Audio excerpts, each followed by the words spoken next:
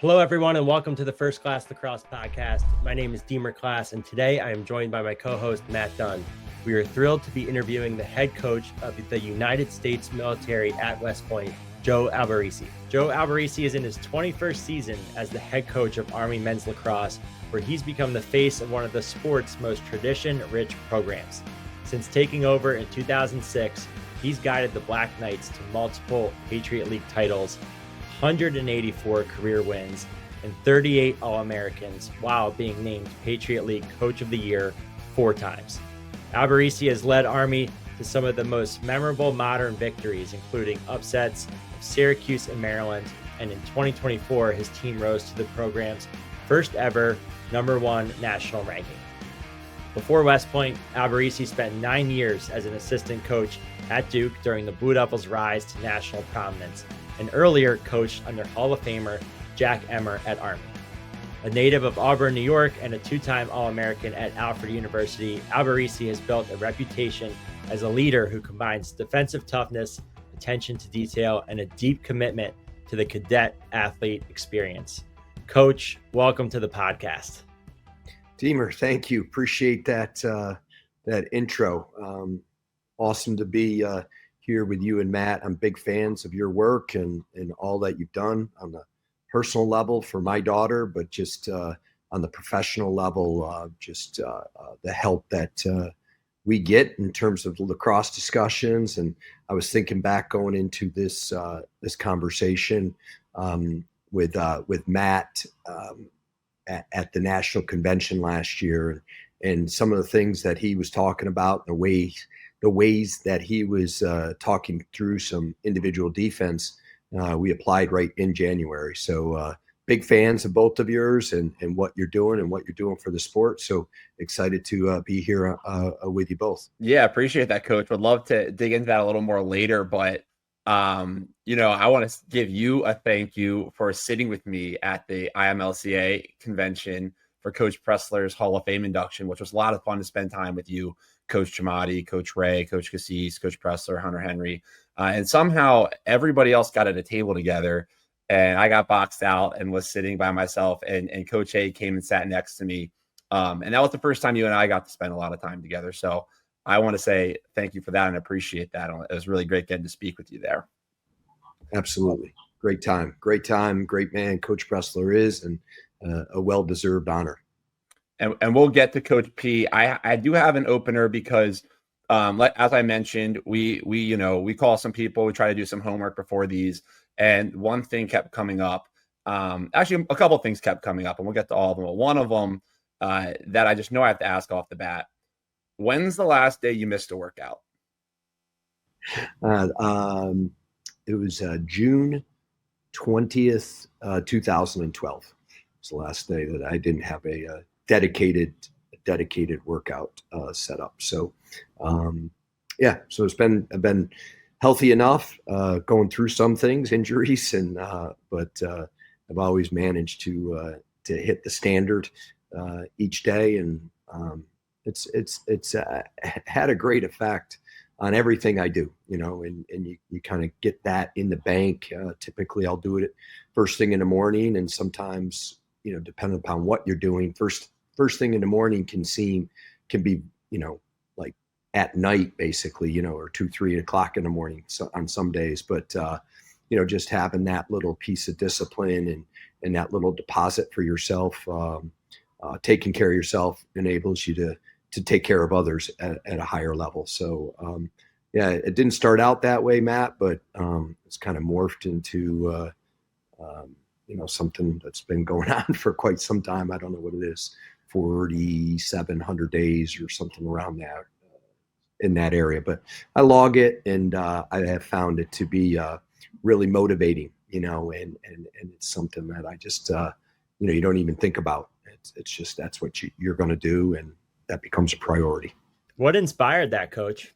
Yeah, so probably, I guess it's been maybe since 07, 08, I just started keeping a little log next to my on my bedstand about what my workout was, and it wasn't very detailed, so if you're in the weight room, it's I just write weights. It's not all my sets or reps or anything along those lines. I found it to be really motivating when you put it out on a sheet, you write it down. Most of us know what we've done the last week or so in a workout, but we can fool ourselves about what we did 2 weeks ago. Oh yeah, I did it 4 times, 5 times. So I've always been really, very active that way. So it's not a huge jump from what it used to be, but when I started to do it, I started to put together a few different streaks, and then I got going on one, and I was like, wow, this is this is going a little bit longer. So then it kind of became a thing around 100, and I just haven't let it slip. And there's been some different things that I've had to do in order to make it happen, and what I consider a workout, how much you have to do in order to call it a workout, what it looks like. I've got all those little standards just set up by myself, and it's just a consistency thing, which is something I've always admired in others. So my little way of staying consistent. Yeah, I heard there's a criteria. So what is the minimum that counts as a logged workout? Yeah, so if I run, it's 3 miles. If it is on a machine, it's got to be at least 30 minutes. And nothing against walkers, but walking and golf don't count. So you got a couple other things, and I do like pickleball too. I don't count pickleball either. But sports, still involved in. I play hockey and I play hoops and tennis. That would be the workout. It's not necessarily like you're just showing up in a weight room every day. It's cool too. Like, we were catching up with Coach Shamati, and he was talking about how I think you asked him to play basketball back when you were coaching him at Duke, right? You had some staff at QB2, and I know I remember even Coach Turry was working for you years ago, and he would talk about the hoops games. Like, you've been a regular competitor, if not the organizer, right, on the coach's hoop circuit. Yeah, and I got about 25 years on those guys. That's the thing that I keep doing it. Well, at least with Justin anyway. But well, the key to all that, Deemer, is you pick the best players, and you just mentioned 2 of the best players, Shamati and Turry. So I always get those guys on my team, and makes me happy. We get a victory typically. Coach Shamati said outside shooter, highest shooting percentage on the coach's circuit, minimal rotation on the ball though on the shot. Yeah. I my organized hoops stop for a guy who's played a lot of basketball. My organized hoops stop in 8th grade. So some of the finer points, like Dan, Justin, a couple of guys you just mentioned, those guys played through high school, were coached at a high level, and they've got all of the skills around it. I've got little things that I picked up through CYO, and then it was rec league since that time. So he's correct in that. He's correct in that assessment for sure. I don't know about the highest shooting percentage. I'm not sure about that. Someone's keeping stats somewhere, whether it's up here, you never know, So the bottom line is victories. I want to be like the I probably am, because nobody has played as long as I have. But I want to have like the all-time victories mark. Yeah, that's great. Well, Coach, let's rewind a little bit. You talk about bringing it back to 8th grade, but you grew up in Auburn, New York, in a coaching family. Talk a little bit about what shaped you in those early years and some of your early experiences, like in sports and things like that. Yeah. So, I mean, it's back then growing up, late 70s into the 80s, it was a different look around athletics than what you see today. And I grew up one of 6 kids, and 5, there's 5 boys in there. Everybody was an athlete. So that was kind of pretty natural in and around the house, from simple things like knee football to, Nerf hoops to whatever it was. It typically ended in a fight or some kind of pushing or yelling match, but both my parents are educators at the high school level. My dad was a longtime football coach, kind of a legendary guy in the central New York area. So, we just grew up around all of it. We played all the sports, growing up.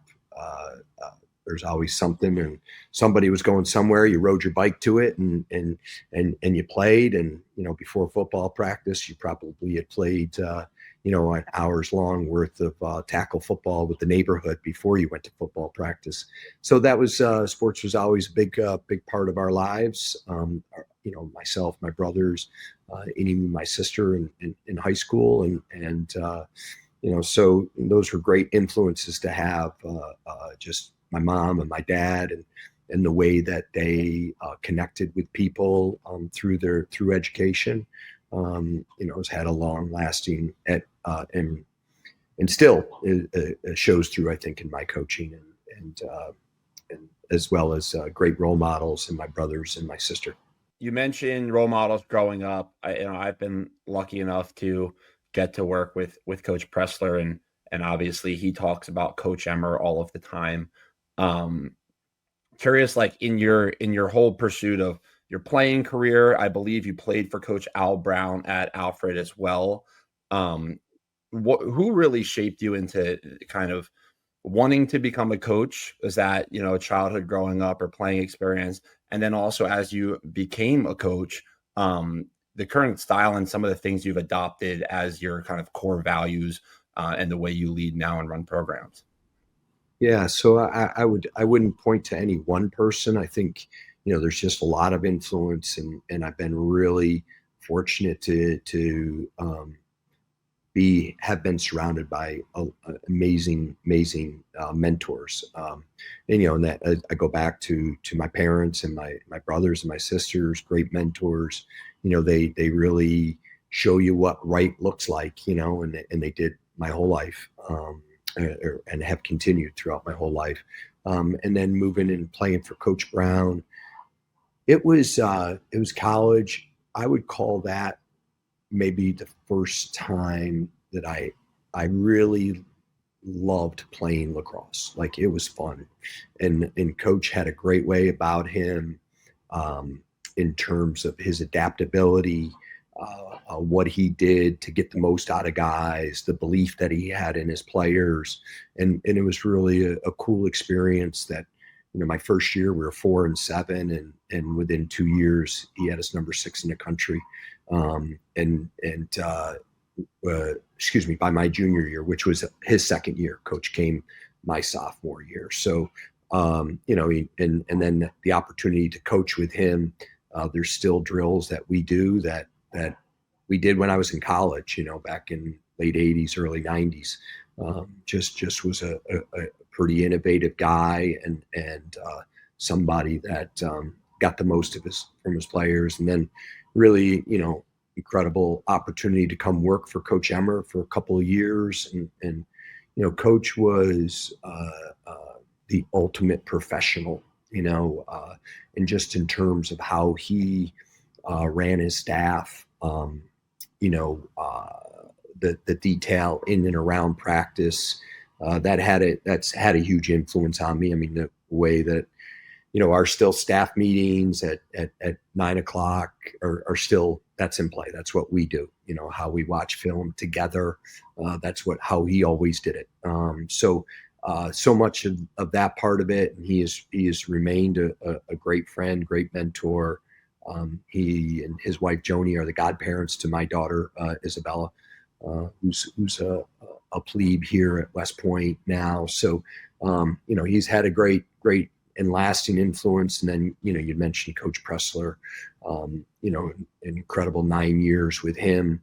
That I so much of who we are at Army is a direct part of it. I find myself daily saying things that he said, maybe with a little less color than the way he puts it. But, he just had a great passion for the competitive side of it that I felt like I meshed really well with, and just inspired tremendous loyalty amongst many of his players. So, 3 incredible role models as coaches, and then, keep going back to the family. great situations to have been in. So just feel myself to be very fortunate. Not much of what I say or do is my own. It's things that I've learned from all of them, or things that I've read or listened to on podcasts, and try to they're sitting front rows of clinics to try and take and make it the Army lacrosse way. Coach, it's really cool to hear about that. And I think, a couple of things, like just even us doing this podcast, Matt and I have really enjoyed it, because I think we loved getting some of that mentorship and coaching from our coaches we've had, but we've really loved building relationships with coaches like yourself, because hearing those stories and hearing about the coaching and the relationships and the mentorship, we think it's really special. Now, what I'd love to hear your perspective on is, when you think about like the coach, like mentor mentee relationship, what you've received from those guys, but then also what you're instilling into other guys, like, how do you view that? How do you see like making it a really positive experience, as a mentor mentee, because I think that can really impact the young coach's experience in the game and love for the game. And obviously we've talked about it, how it can impact a player too, but talk a little bit from the coach perspective. Like, I'd love to hear, because I think a lot of people look to you as someone who is a great mentor, and would just love to hear your take on it. One of the things that over the last bunch of years I've tried to consistently ask myself is and at the end of the day, or just in the silent moment, is are my actions worthy of emulation? So I just got to keep asking myself that, is this something that, I would want? How I'm behaving, is that how I'd want my assistants to behave? Is that how I'd want my players to? Is what I'm doing right in this moment? Am I staying true to our core values, to our mission statement, at that we have, that we're expecting for our players? And so that's just something that's just a little check for me. I keep my coaching mantra right in front of me. It's sitting right here at my desk, and just as the way I wrote this out was just through love, expectations, and modeling, set the conditions for unrelenting pursuit of excellence for a lifetime. So, in that, it's just, you got to let your guys know you love them. You got to say it to them. Your actions gotta certainly have to match your words there, and how you care for them, not just on the field, but off the field. More importantly, the expectations piece is, we have high expectations around here. We have high standards. And, it's been throughout my coaching journey, I've found that, when you set those high expectations, guys will rise up to meet them, particularly if they know that you have their best interests at heart. And then the modeling piece was just what I was talking about there. You can't ask for those things and not demonstrate them. And, what we're trying to do is just pursue excellence in everything that you do. And that's your academic side, that's your relationship piece, as well as obviously on the field. So, and hopefully, the things that they're learning in our program are things that when they're fathers, when they're leaders in the Army, and when they're, for those who move outside of the Army, they're leaders of companies, that they'll be falling back on some of those principles and things that they've learned, here at the academy and through the Army lacrosse family that serve them well. I want to dig into this concept of culture, and hear you, even just as broad as, can you explain culture and really what that means to you? The way I look at it is, your culture is your beliefs, and your beliefs are not just your beliefs, but then your behaviors, based on your beliefs, and then, turning those behaviors into habits, and then what are your habits? Those are, that becomes your culture. The one thing that I know for certain is culture is fluid. It's not because you had a great one, or the Army lacrosse program has a great culture. That's a year-to-year thing, and I try to lay out the expectations for it.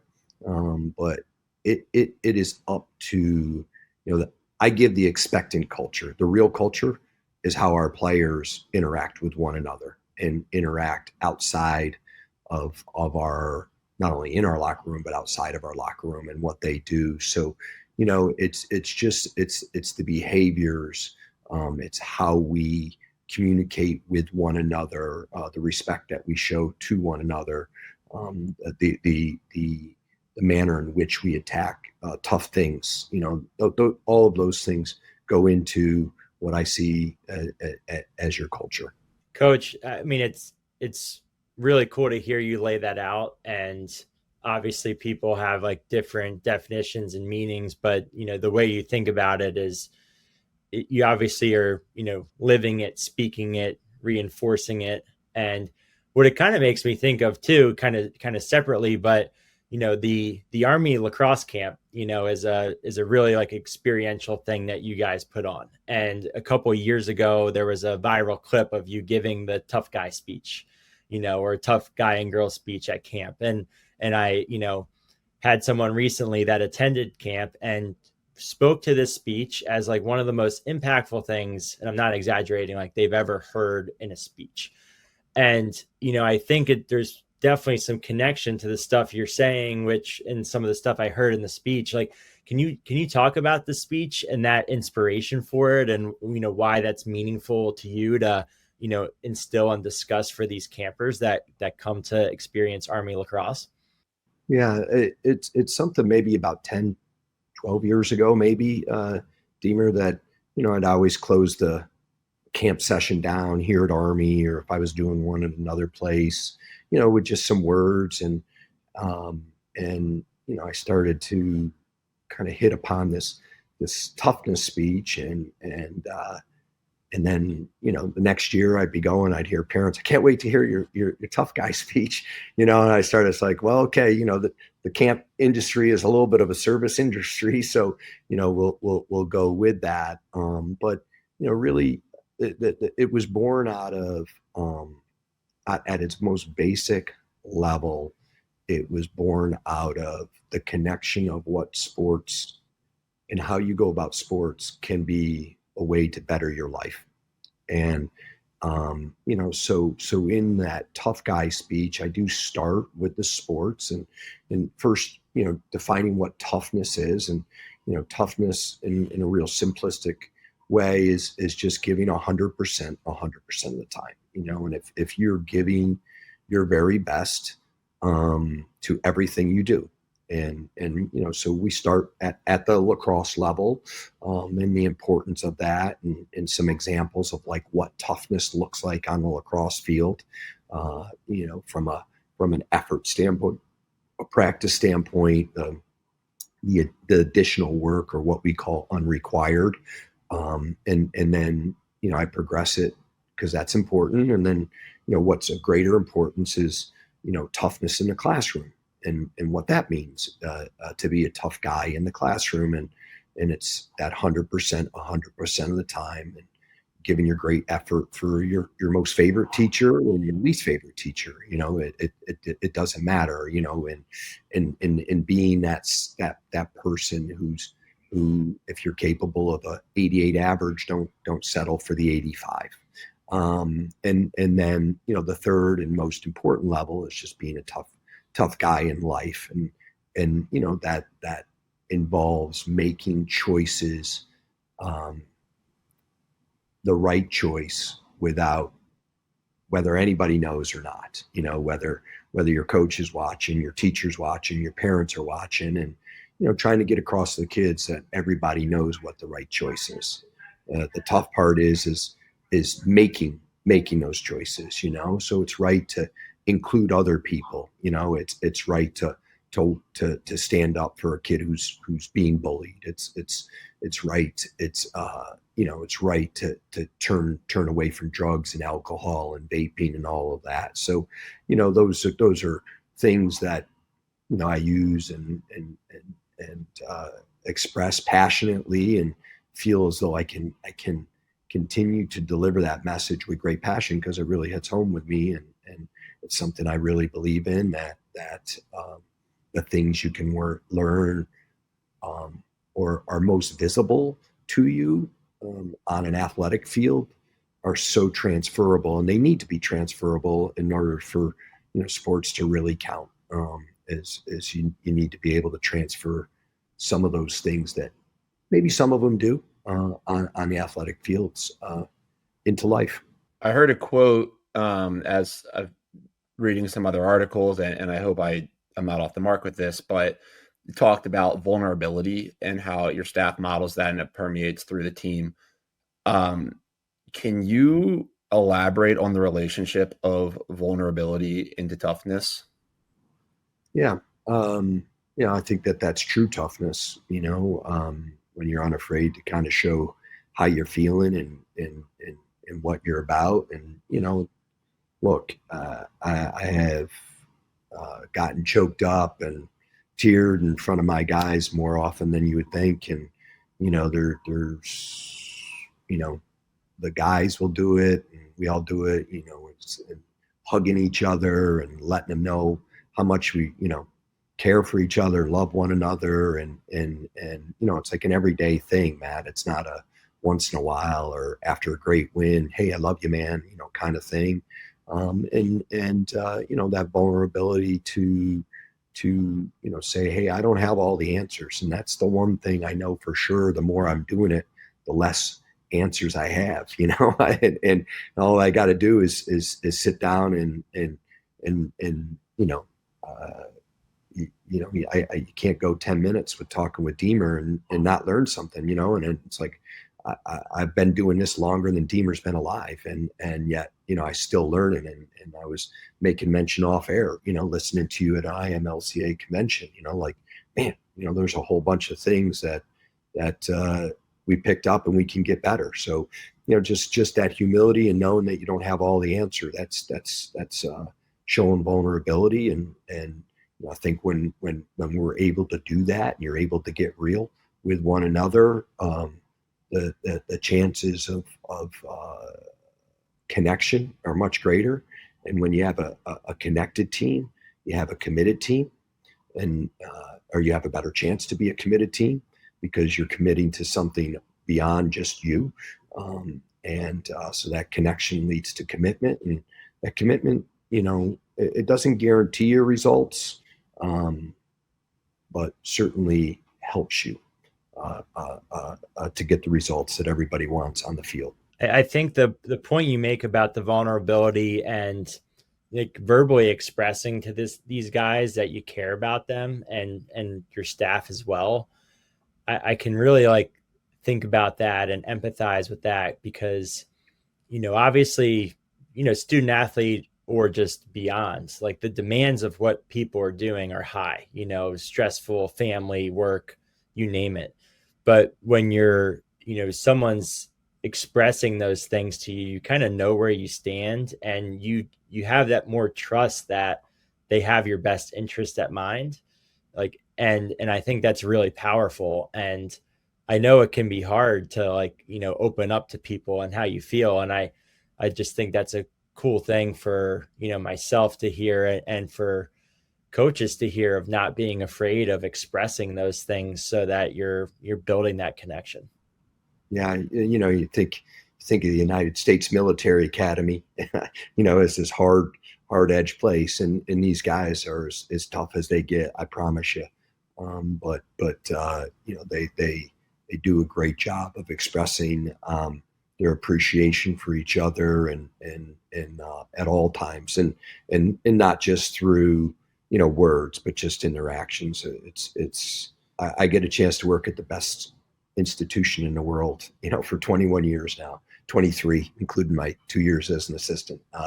It's just it's amazing, because these guys, I promise you, are teaching me as much as I'm teaching them on a daily basis. Well, that's what I think is so powerful about this. And I would say one reason, whether I knew it at the time or Deemer, included like the reason we're in lacrosse doing what we do and coaching to a capacity is it's not just about teaching guys to throw the ball in the net in different ways or moving their feet, although that's something we love. But like, you just tapped into something of it. It's a mechanism to develop these life skills, and you being the head coach at West Point and being able to articulate toughness in the manner you do and being able to talk about vulnerability. There's a truth to that I think a lot of people, and men in particular, like avoid. And so for me, that's what I appreciate so much about this coaching and mentors, is seeing these guys that they don't have to be that way. You could certainly do your job really well and not have that component. But I'm talking to guys that play, Keegan Tracy, who I've coached, and Christian Mazer, who plays with me for the Whip Snakes. We're calling other guys, and their impression of you and the way they wanted to respond to a call or a text and the answers they gave were certainly more than they had to give. And I think that is this thread that you're talking about, this connection you're forming, this vulnerability, what this toughness is, and this impact you're making. I mean, these guys are going to this experience at West Point that could be really hard, and they get so much out of it. And so I just wanted to kind of, that to me is kind of the hitting the nail on the head of what, why we love sports so much and lacrosse and what we're doing, and why you've devoted your life to this and people do. I think that's such an important thing that sometimes just flows under the surface, but it's really cool to me. So I'm glad we got to dig into that a little bit. Thanks. Like, listen, you guys played for some all-time great coaches, at every level.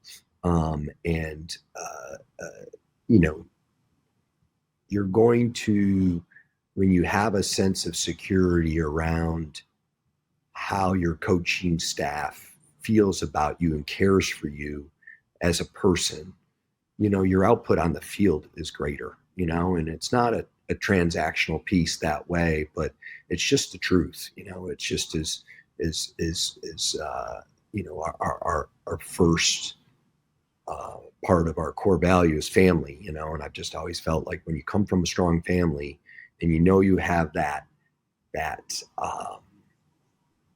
ability to always come back home, that you'll be a little bit bolder,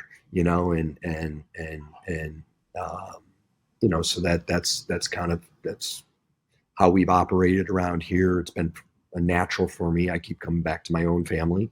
So it's not something not outside of who I am to try and do it. Just it's what feels right. I knew Coach Brown cared deeply for who I was, beyond, the points I could score for him. So, that's certainly how I feel about my guys and express it.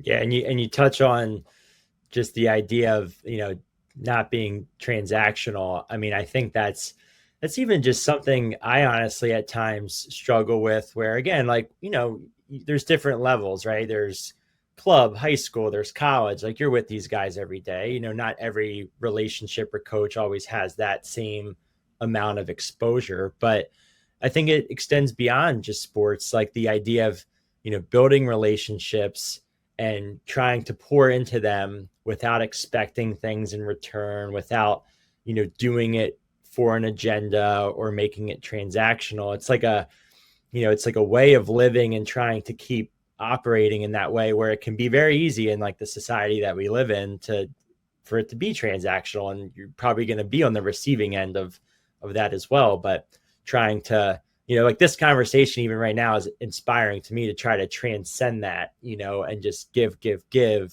and not be, expecting, which again, as a coach, it can be a thankless job at times. Yeah, I guess it's all how you look at it, like what it is. I remember, I'm sure you remember Deemer. You remember Greg Dale? Of course. So very impactful with me. Yeah. Incredible and impactful with me too. So I was a young assistant, and I said, I just wanted to work with him. I want to get better. And so he says, okay, come on in and tell me, before we meet, you got to tell me why you're coaching, and what you want from coaching. And so it gave me a lot of thought. And but I've been following this since that time. And I said, I came in and he asked me what I wanted. I said, well, I would like to be invited to my players' weddings, and not that I need to, and I haven't kept track of what that is or who doesn't, and there's different circumstances. But what I was meaning out of that is that I want to have a relationship with them that, on their biggest day, that they would want me to at least be witness to that, and so that's kind of how I've always operated. So this has been about relationships for me, and the fact that I've been able to stay at one place for so long, and have those continued relationships. And look, I'm not on the phone all day long with every one of my former players, but the text and I'm on Instagram, so I can kind of follow along with their kids and that sort of thing. It's just been I always feel like it's given me much more than I deserve, and it's so that's kind of how I've approached it, and with it has been some great highs on the field, but it has been about those relationships, and I've been fortunate to be in the last 32 years now, I guess, is at Duke University, and the amazing people that come through there. Blessed for that, and as well as, of course, I've already expressed my love for West Point. Just really fortunate to be with great student athletes who are about the right stuff. And great to have worked with them, and then the assistant coaches that I've had on my staff, and are the best of the best, and amazing people, and tremendous coaches too. So just really fortunate. Coach, I'd like to, obviously, we could probably dig into this all day, but I do want to pivot to some lacrosse stuff.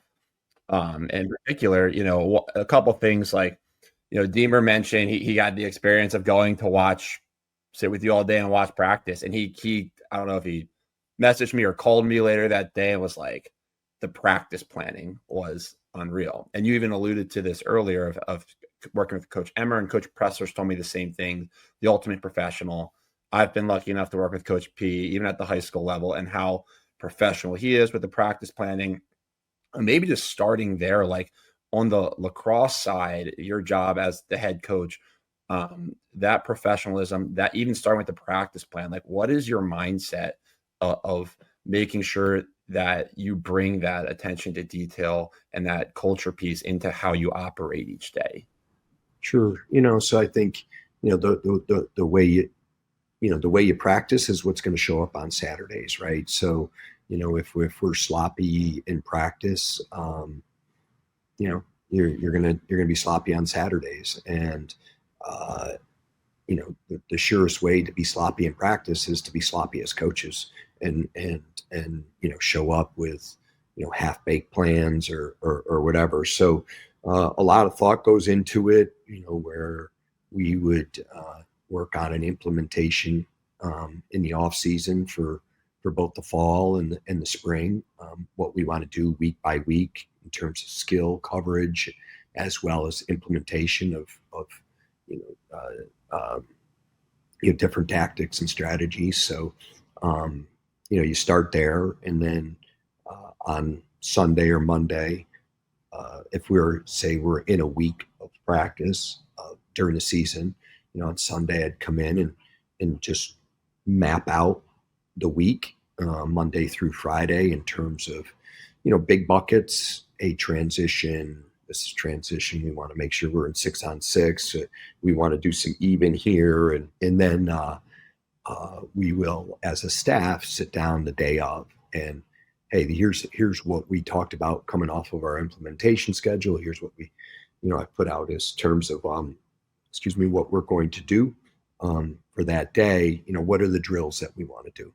So that really becomes like the third iteration of it, and we lay that out, and then the coaches will move into their areas of expertise, and then I'll put the practice together, and the order of it, and where we want people on the field. And hey, there's always a 10% like, yeah, we talked about this, thinking about it again, I think this fits better, or this is the timing of it.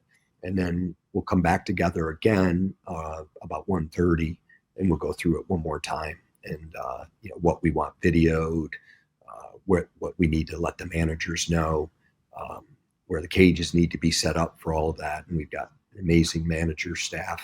So, so that when we go out there, we've got a good handle on what we're looking for. Now, look, the guys will tell you all the time that I'm not always on the clock exactly with what the timing says all the way. I do have a tendency to want to make sure see it work, so we can go over a little bit here and there. But we're moving from drill to drill, and again, we've got a lot of support staff that enables us to do it. So there's no water breaks or anything like that. The managers are bringing waters to the different back of the line type of thing, and we try to keep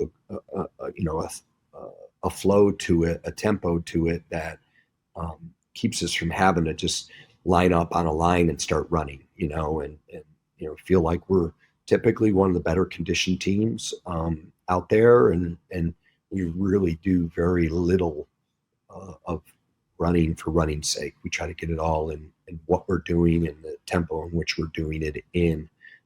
And we have a bigger team too, so it does take a little bit more in terms of just planning and making sure that we're keeping everybody not only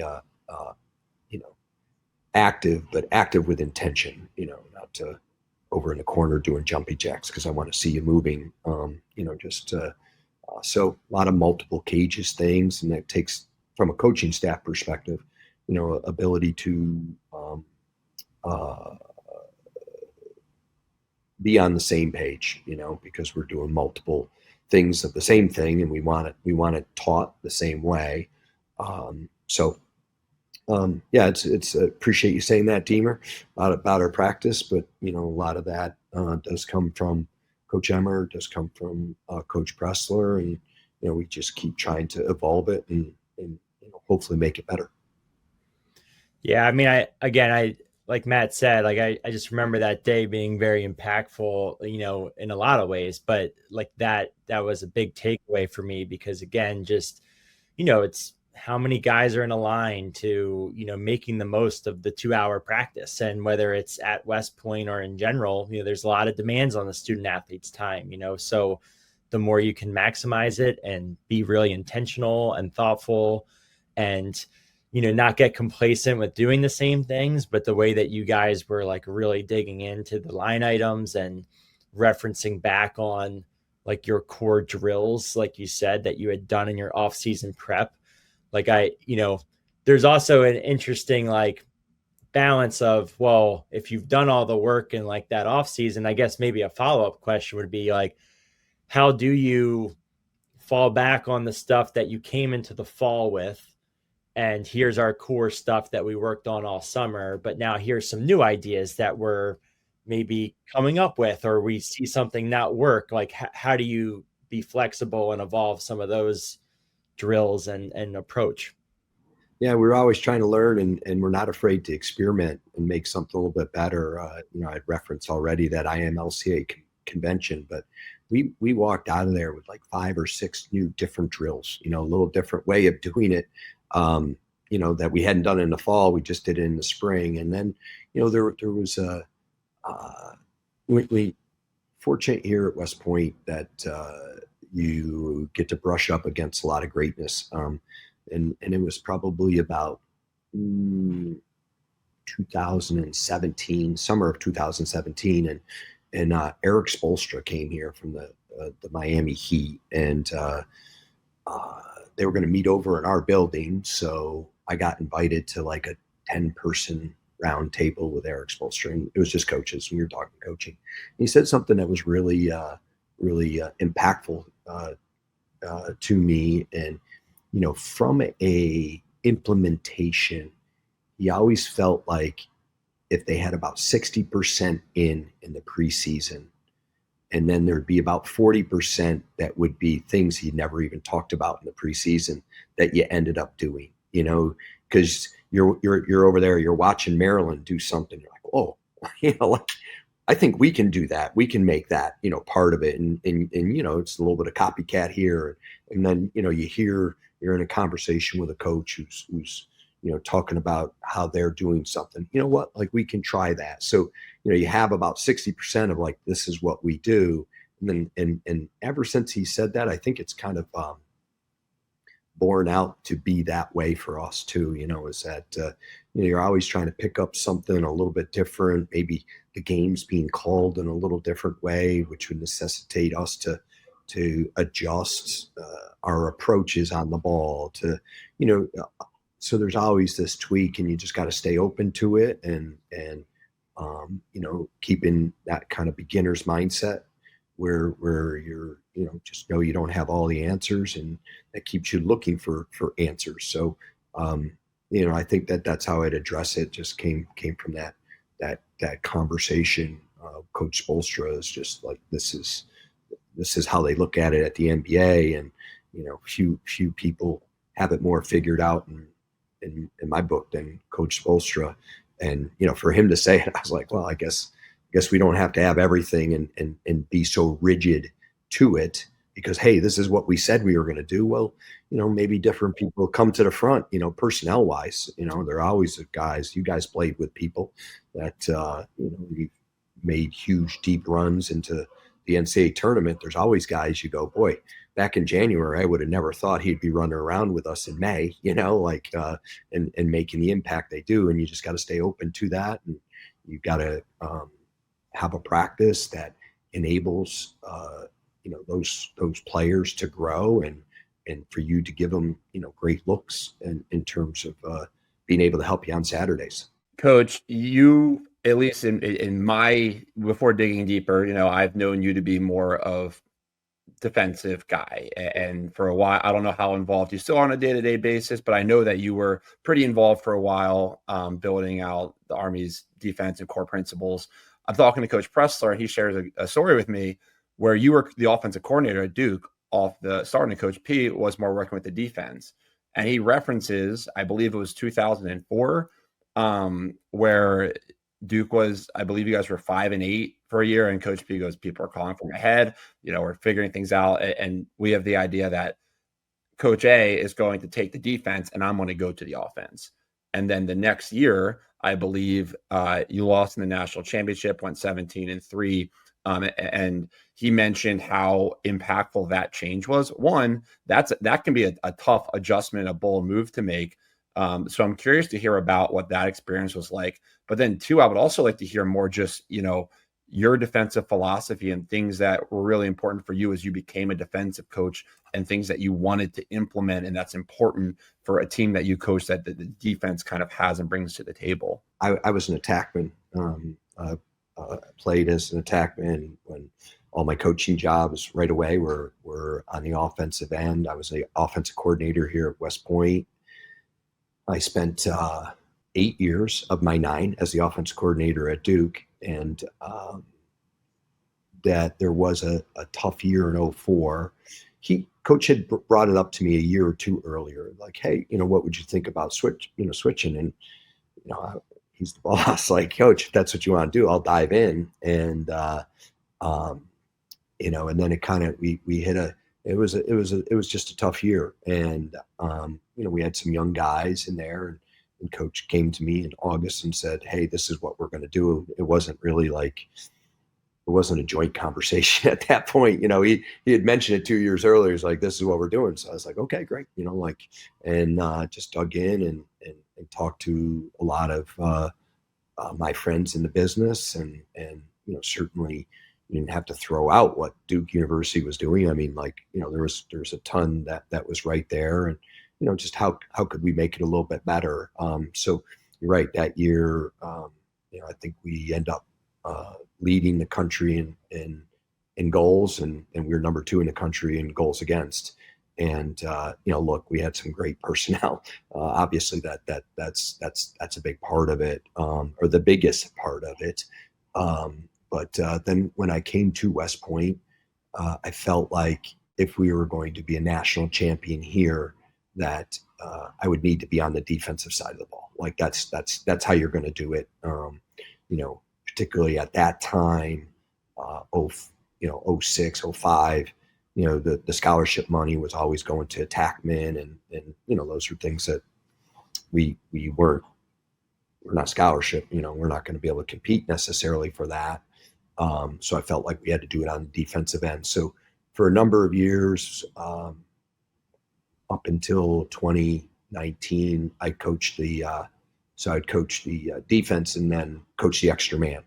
So it was kind of gave me a chance to work on both sides of the ball and with some of our top players on both ends. And then it was Justin Ward's third year with us, and you guys both know Justin. Great offensive mind, and he moved over into the offensive coordinator position where he was assistant coach George Ellis, and then Coach G, who's an All-American defenseman at Cornell, but had been working with the offensive guys in his first 7 years with us. I moved him over to the D coordinator. So, and now it's kind of given me the opportunity to work with both of them and jump in on both sides. But now Coach Lewis has taken over as our offensive coordinator. Rick Lewis, tremendous coach. And, so now I'm able to kind of fill in on both ends, and I love talking about it with them in the office, and they'll take the lead on the field, and I'll kind of help where I can assist, and then as I had mentioned earlier, we do a lot of our film work together, and input from, if you're the offensive coordinator, I expect you to have some input on what we're doing defensively. If you're the defense coordinator, I want you to have some input, offensively, and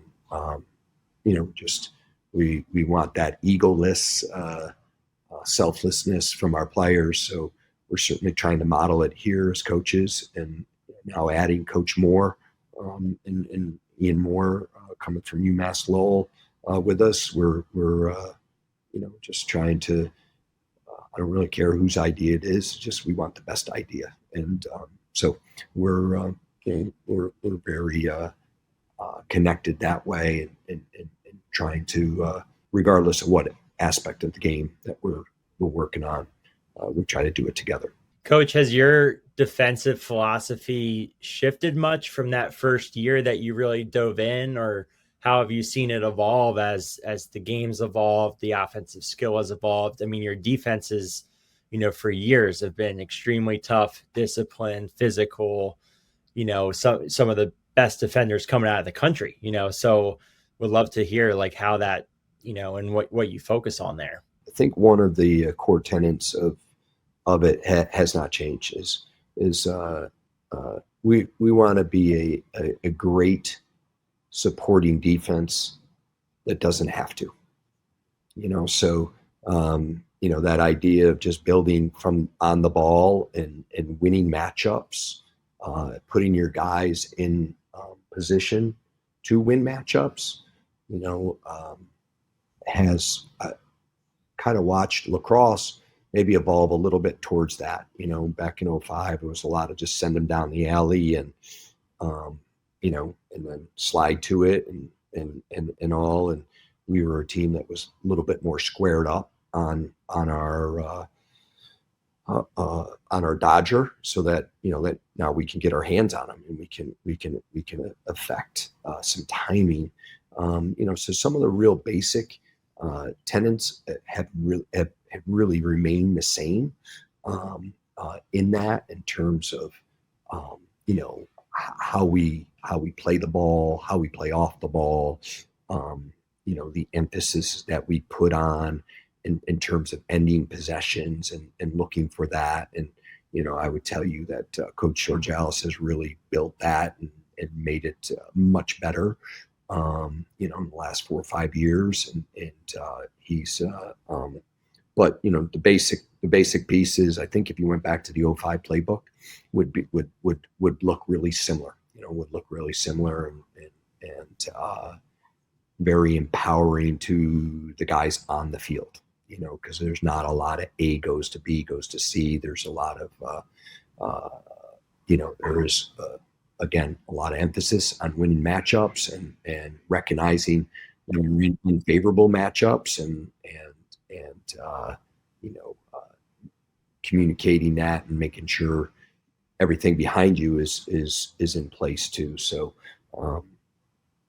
it's we're always, like I said, we're always trying to pick up little pieces and do it better and build upon it while making it simple enough for our guys to play fast. Well, if you can win matchups, defense becomes pretty simple. But the simple thing, the things that, like, I think a great coach does is makes things seem simple that maybe somebody else can't. And there's winning matchups, which at a young age, you can be like, hey, if you're more athletic than somebody, just go win the matchup and it's easy. But there are some finer points. And I actually had, we did a webinar with Paul Richards in the fall, and he dropped the line and he referenced you. That's where he got it from. And it was, we want to do our work while the ball's in the air. And I don't know if that's something you say a lot and we've heard, like, in college, we used to say flowing with the ball and that concept, but I never heard it. We want to do our work while the ball's in the air. And yeah, if you are ready to play the dodge before he has the ball, if you can time that up, that's going to help you win matchups. And I'm curious to your point of wanting to be a team that is ready, is able to support, but doesn't have to, that relies on great on-ball play. What other things like that are important to have great on-ball play aside from just being the best athlete on the field, Yeah. So I would say, to that point, Matt, on ball play, it really has to do with seven players, and if I'm adjacent and I am in a stance where I am really eating up space, I'm helping that on ball player right there. If I'm using my voice and what we'd call hedging from that adjacent with violence, I'm helping that on ball because I'm just creating just that little bit, like a guy comes out of that running back stance, and puts his shoulders up and that's just might be enough for, even though we might not be as athletic on the ball, it gives that guy that little bit, to catch up. If I'm doing that from the inside and I'm bluffing and we're talking about where the two is, so we can use our voices, we can use our body posture to create an environment of like, hey, they're ready to go to me. I think that helps the on-ball play probably as much as anything. So, it's I guess it would be, I don't really know relative to everybody. The Army defense doesn't move. I kind of always just chuckle a little bit inside to myself on that. We're moving all the time. Are we full sliding as much as some other teams? No, that hasn't happened, but we're moving quite a bit in hopes of not having to make that full commitment and sliding, because I think the more you're doing that, there are just more opportunities and openings for players and you got to believe, you got to make your goalie a player, right? And shots on the run, I don't really care how close they are, but if they're at a lower angle, they're on the run, they're contested, shooting through sticks. I've always been okay with that, where it was like, well, they got here, they got there. It was a great shot. Not really, great shots happen when feet are still, when you're staring down the goal, and that happens a lot off of movement. You miss a rotation and there it is. It's the 12-yard step down. Those are the ones you don't want to give up. You want people shooting the ball on the run, going away from the goal. And our job as a defense is not to stop people from shooting. It's just to create lower percentage shots. Yeah, I think that's a piece once again, you make that sound simple, but sometimes defenders think I can't let my guy shoot. But then there's going to be a trade-off. Your job, you have an impossible job. If anybody can shoot when they want, it's just a spectrum of the quality of that shot. And so defining what is success on the shot, and I think that's super powerful to like on ball guy. Here's what success is for you. Adjacent guy, like team defense. Here's what our job is. We're not flying to this, but like if you're in the parking lot with your man, like as a defender, one-on-ones are really hard in practice because that offensive player knows he can do whatever he wants. But in the game, you don't know. You don't know if you're in a great stance or deceptive because you don't have to drop your hips to move. You're already able to move. And so those things you're saying, I don't know that everybody pieces that into actually like helping the on-ball guy. People just think, how do you use your stick? How do you use your hands? How do you use your feet, which are all important. But I think those other components all support the on-ball piece. What I think our guys have done a really good job of, and this is going to sound so silly, simple that it sounds silly, is it's just personal. You got to make it personal. It has to be personal to you. And that's something that we try to get across to our offensive midfielders or, our two-way middies. We don't call them offensive midfielders. We call them two-ways, and they might only play once every 5 games. They might have to go back on defense, but it's got to be personal. And we spend a lot of time in trying to take away the easiest ways to score, which is transition, which is man down. You take those things away and you make it a 6-on-6 game. You're not getting caught in silly substitution situations. It gets really hard to get to 8 and 10 in a college game when that's what you're doing, and you're not getting anything in those other areas. So, and we just try to make it, as personal as possible. So, with them all, but again, it sounds maybe too basic, but there's just truth in that. I mean, I think about it from an offensive point of view, and when I've listened to Matt on these podcasts and webinars and yourself and other defensive coaches, if I were to start coaching defense tomorrow and start a unit, I just can't help but just keep thinking that everything tends to be built around just taking away those most dangerous things or the easiest things for the offense and kind of building out from there. Because if you don't have that in sight, if you're starting with just technique, but you're not thinking about the end goals, it's like it's too much in a bubble, or in a vacuum. It's like when you take away those end goals and, at different points, whether it's middle of the field or, like you said, just contested versus uncontested, you kind of also simplify it because it's like hoops. Like you would love a hands-free, 3-point shot uncontested, but when you start getting more closeouts, it starts making you think more as a shooter, and that's what you guys are just trying to disrupt. You guys played with the all-time greats at the highest levels. You probably could only count on one hand the number of guys who could care less what hand they go to. Like there just isn't that many of them. There's not a lot of Tommy Shrivers around. It's just they're not. There's a preference in their strength, and and can you through scout reports and just alignments put yourself in position to take away what they want to do, what they feel most comfortable in doing. And it doesn't mean they can't beat you the other way, but it gets a lot harder. It gets a lot harder to consistently beat you with the number 2 or 3 thing in their bag. That's part of like defensive game plans. Like if they're going to beat us, how do we want to make them do it? Well, in a way that haven't seen them do it yet. So if they do, that's like, I'm like, guys, I'm a human. You see me, I throw right-handed, even though I'm a defender. Could I imagine shooting left-handed? It wouldn't be very good. If one team was like, hey, make that guy shoot left-handed, like you're probably going to win the game. Offensive guys are the same way, especially at the highest levels, because they have better defenders playing against them and better goalies in the goal. So like, yeah, he might have a good left hand, but is it good enough to score on Blaze Reardon? Like, I don't know. Yeah.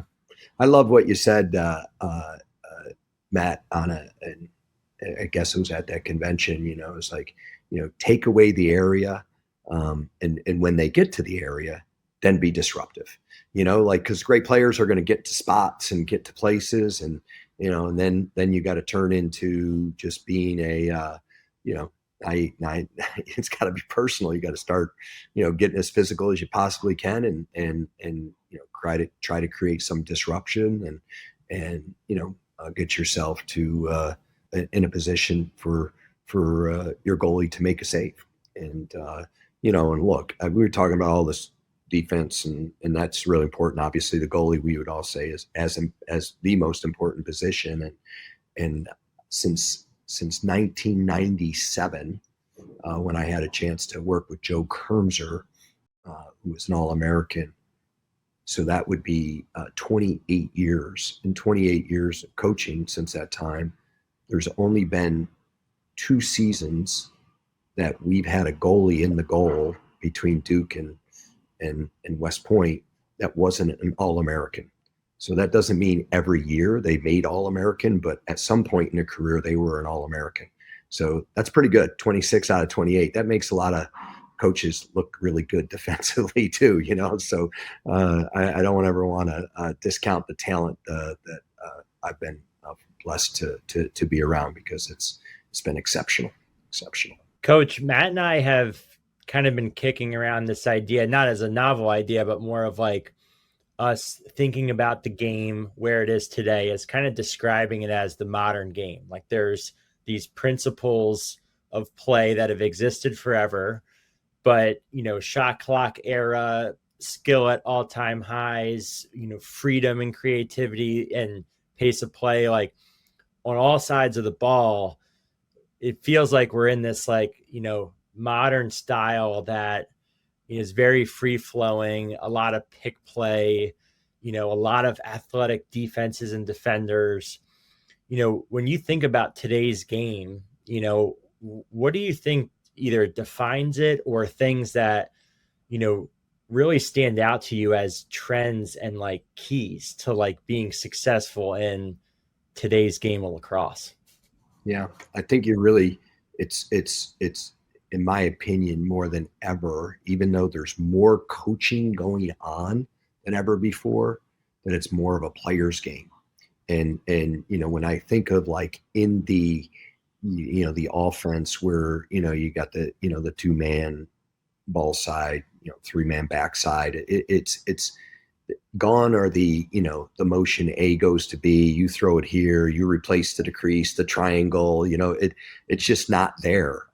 And so now the offensive players are empowered to read what is in front of them, as opposed to this is what you do, and if they don't come, then you shoot it, type of thing.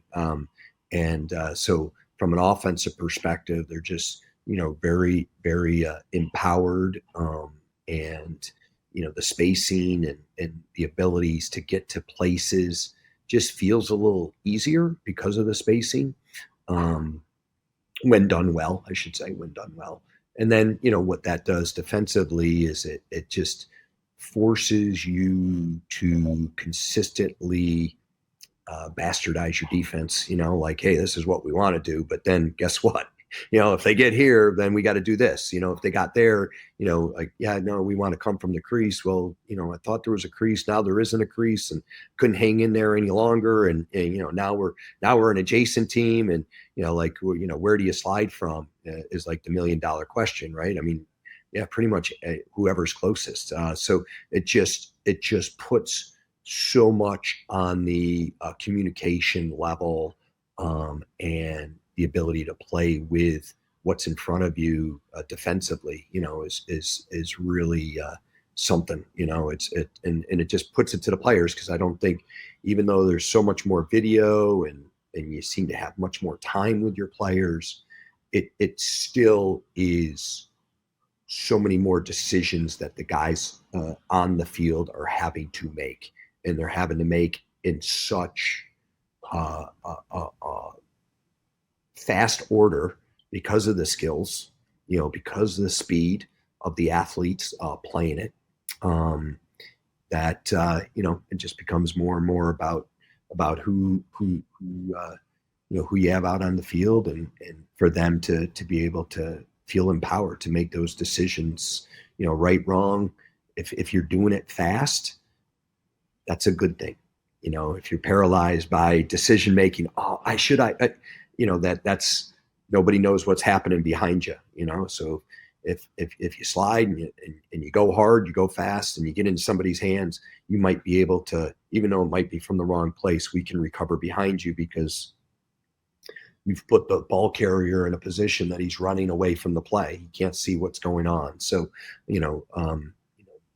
that idea of playing fast helps to cover up for some of the indecision, or cover up for the issues you might be having behind the ball on the defensive end. Spot on. And even what you talked about earlier defensively, of kind of working from an objective backwards into what's important, because it's such a player's game, having them understand the actual intentions, like defensively, like, we don't want to give up quality shots. Here's the 5 things that make a quality shot. This area of the field, if their feet are set, is it off a ball movement? Is it to their strong hand? Is it within the range? Whatever it is. So now in all this grayness, it's not like do this, isn't this. It's like, how can we make sure that we take away the opportunity for them to get this? Because we can no longer, when I played, we could still look at some offenses and say, here's the motion they run. We'll have this hot guy at this point. This guy's going to slide. And now I think this idea of like crease sliding, the crease has become pretty gray on where the crease is sometimes, as there's a drift out the backside and a pop behind the ball, and there's 2 pipe presences, and there's a guy kind of, it's harder to do what some of the stuff that we did then. And now it is like, hey, you got to read intention. You have to have a great stance. You got to be able to split too. You got to understand when and how to arrive. You got to understand what we're going to give up. And those pieces, because to your point, I think that player game hits it right on the head. And they are skilled. It's amazing. It's like 20 years ago, if you were a skilled player, you probably, came out of the MIAA. Now it's like you watch these summer games and it's like, that kid is from, San Francisco, and wow, like look at his skills and look at his, intelligence. I think last year, guys, we had 21 states in our program. 21. That's a lot of lacrosse from a lot of different places that they're just playing at a high level. And guys like you, Mac, going down to Dallas, and they're learning the game from the best. And so the product that you get at the college level is going to be a much more polished version. It's impressive. It's impressive. I going back to the Army lacrosse game, I watch our 10, 11, 12-year-olds. I'm like, holy cow, these guys can really play. There's some great skill out there for sure. One final thing we wanted to touch on, just you've done a tremendous job at Army. I know you're extremely humble with it, but Army finally reached, number 1 in the country in regular season. And I'm sure it's not something you guys hang your hat on too much, but like from the outside looking in, Army is, they're there in every game. You can beat anybody. Looking at the athletes coming out, guys playing in the PLL now. What is, the success you've had these last few years, getting nationally recognized, having these guys go on to have great pro careers? What does some of that success mean to you and the program? Well, look, I love this institution. I love the way our guys represent this institution. I recognize that, successes on the field, really play a part in how they feel about their experience. It's not the lone thing, but it does play a part. So, being able to play a part in helping them recognize a tremendous, experience here, and have that with them for a lifetime, means everything. Means everything. So, the wins and losses are awesome, and I love doing that. I love doing that here because of the, our guys have a lot on their plates. And I'm not saying other college athletes don't, but this place is a little different. So when they are successful and successful at the highest levels, it's, there's a great deal of pride, because I think we're doing it in a right way, or at least a right way for us. And so there's great pride in that, and, great pride in what they are going to go out to do and defend our country. It's, I just keep coming back to it. It's the greatest institution in the world, and just really blessed to be part of it. Well, Coach, we really appreciate the time, and I learned a ton today, and I always go back to those first couple training sessions where you were watching in that little shoebox in Westchester, and I was like so surprised that you wanted to just watch drills and things. And as we've gotten to know you more, it's no surprise that you seem like a lifelong learner, and we are just very appreciative of the opportunity to learn from you, and excited to keep building our relationships as well. Deemer, we run one at least once a week. We'll run the 3 versus 2 in just kind of a undefined space with the picking game. And, that's how we teach the multiple picks and all of that. So that was watching, you work with, sophomores and juniors in high school women's team. I picked that up, and we put it to use. So we have a way of doing it, but I always know there's better ways of doing it too. So I'm always on the lookout for those things. And both of you have provided us, the Army lacrosse program, with a lot of ways of drills, attacking drills, nuances to drills, as well as ways of saying it. Matt, I keep going back to this one, this one thing, and I said it all spring long. Chin up, chest up, butt down. Chin up, chest up, butt down. That's how you want to approach. And I just had never talk to our guys that way, but it was a better way of saying something that was really simple. So always looking for little ways to do it better, and that makes my job exciting and new every year. Yeah, I think that was a Maryland coach, Connery, and maybe that was him, or maybe that was somewhere else in the coaching realm. Coach, you've given us so much, and we appreciate your time. It's been awesome getting to know you. It's been great having you on. Best of luck, this fall and this spring. We really appreciate you. Thanks, Matt. Thanks, Deemer. I really appreciate being on here with you, and best of luck to both of you. Take care, guys.